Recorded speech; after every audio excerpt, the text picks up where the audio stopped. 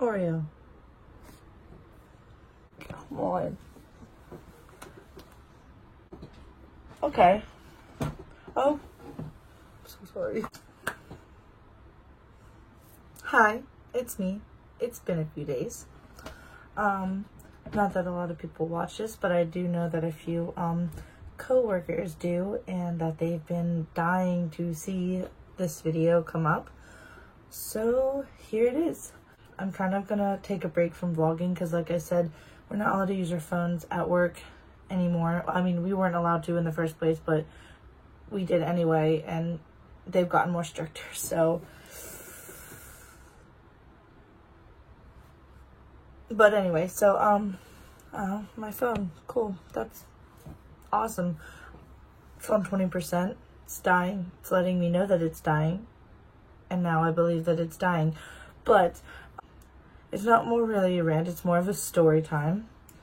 And I'm gonna try to not make this really long, just because I'm done with and over with that part of my life. And also it's like 9:30 at night and I gotta go to bed because I have work in the morning.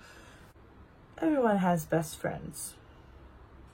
Everyone has someone that they can talk to and that they can relate with and that they do everything with and that they plan their whole lives out with. And that's excluding significant others.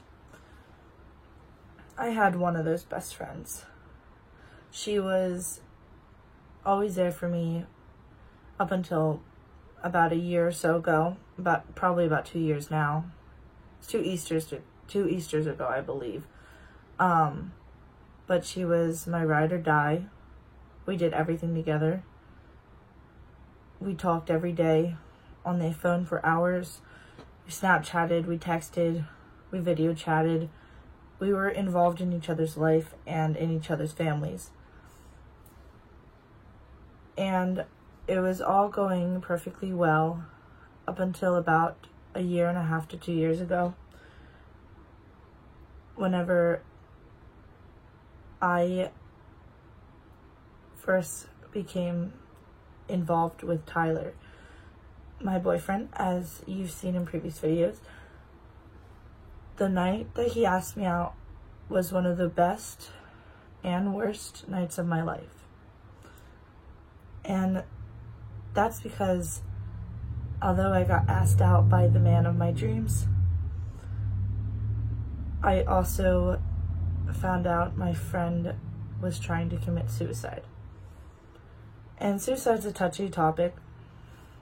There's a lot of reasons why people do it, why people want to do it, and why they have those thoughts in their heads.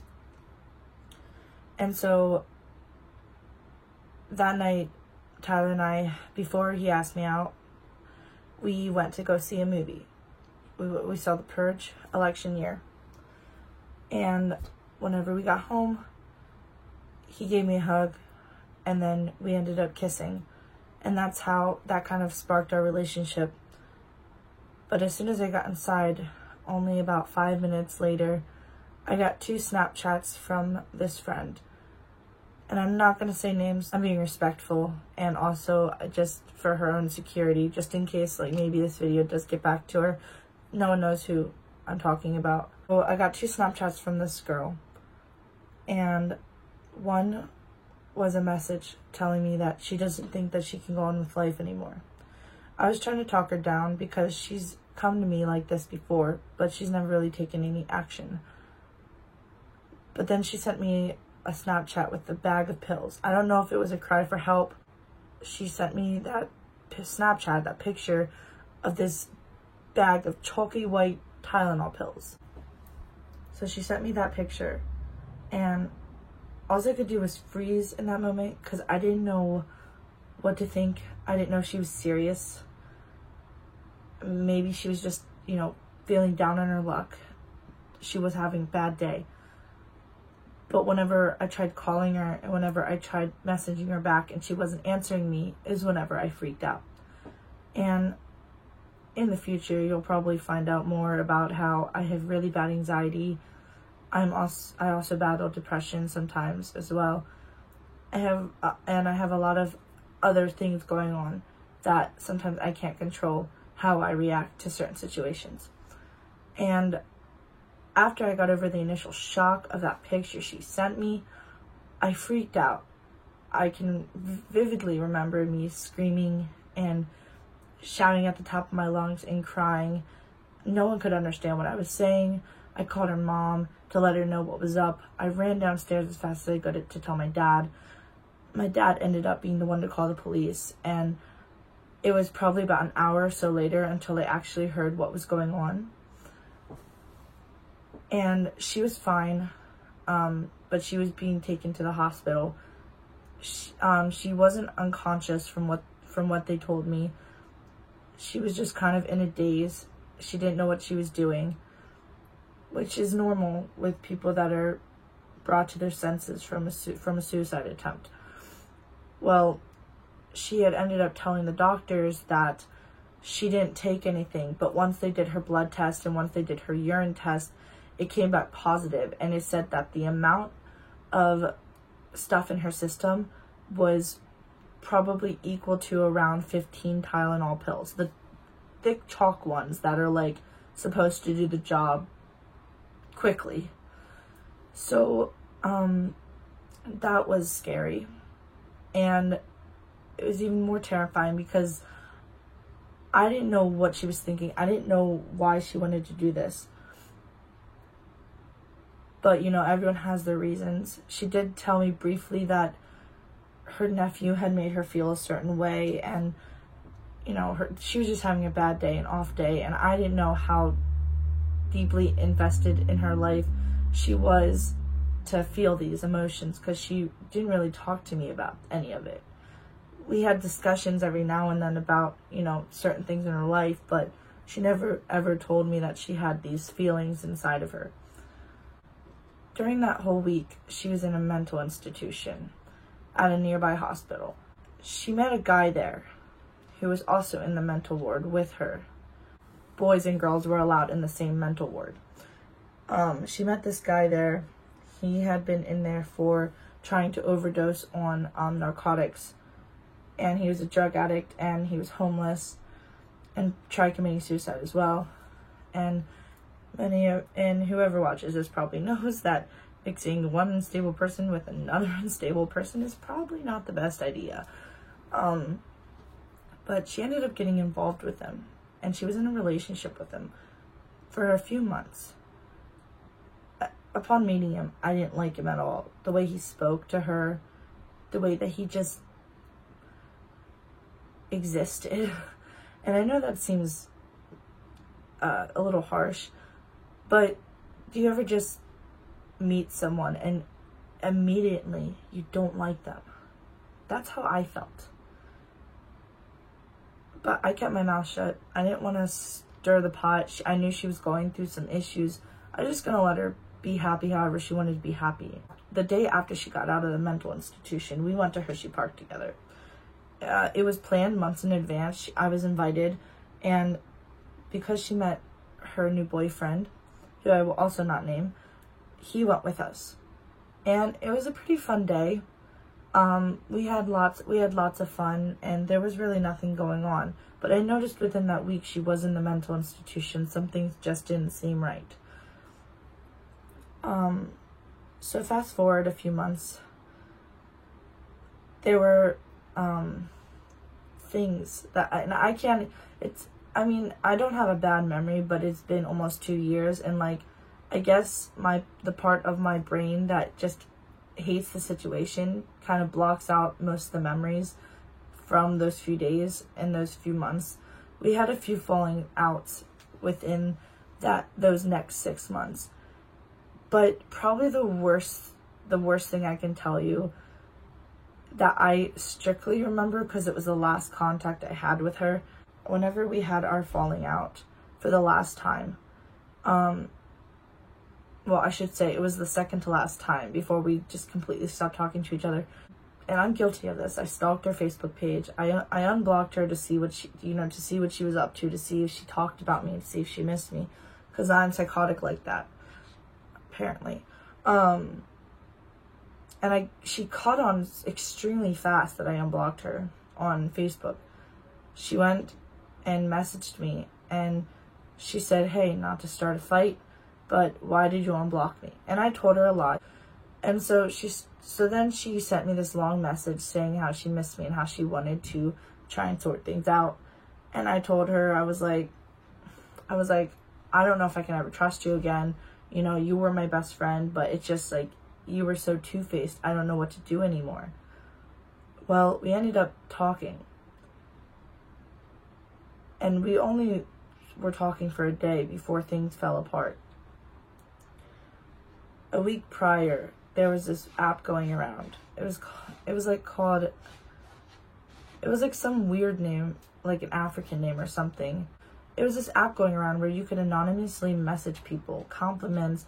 Most people used it to bully others, but so I used it for a while, and I had people commented nice things to me, and some people didn't commented not such nice things. And there was this one in particular person that kept calling me really nasty names and they called me things I don't even want to say because I don't even like those words. They called me the C word. They called me the S word. They called me a slut. Called me all these names and said my hair was greasy, said I was ugly, said I wasn't pretty, said I was fat, said all these things to me. And I had no idea who it was, because that's the whole purpose of this app, is that these people can say this anonymously and you can't do anything about it. So then whenever me and the girl were talking, I got a message later that night, and against my boyfriend's better judgment, he told me not to try and reach out to her again, not to try and befriend her again. So one of her friends at the time messaged me and said, hey, are you friends with her again? And I said, yeah, I'm like trying to recreate a relationship with her. And they told me, I don't think that's a good idea. And I said, what do you mean? And they told me that, oh, that's what it was called. It's called Sahara. But they said, because this girl is saying these nasty things to you and being really two-faced, and although I'm her friend, I don't think it's right of her to try and say that she misses you and win back a relationship with you whenever she's doing this. And I didn't believe her at first, but then she sent me screenshots, and lo and behold, it was her. She was the one calling me these names. And it was really heartbreaking, because then she took a screenshot of the conversation where this girl was making fun of me and making fun of my confusion. And so I didn't even try to converse with her. I didn't even try to confront her. I went into my Facebook account. I blocked her for good. And I was an emotional wreck for the next 3 days. And I let my boyfriend pick up the pieces. And that's basically it. That's the only part of the whole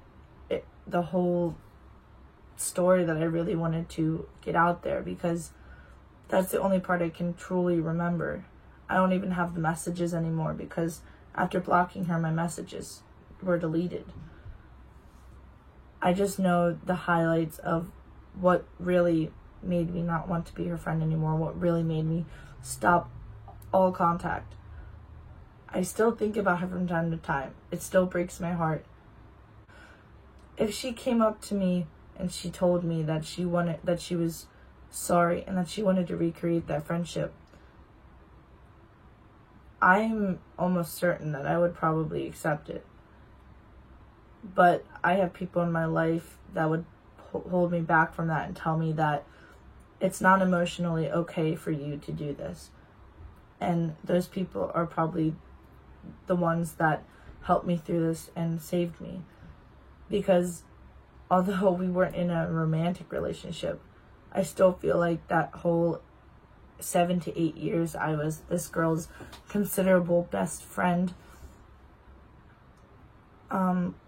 was an emotional roller coaster, and I was stuck in a mentally abusing friendship. But I'm out of it now, and I'm proud of that fact.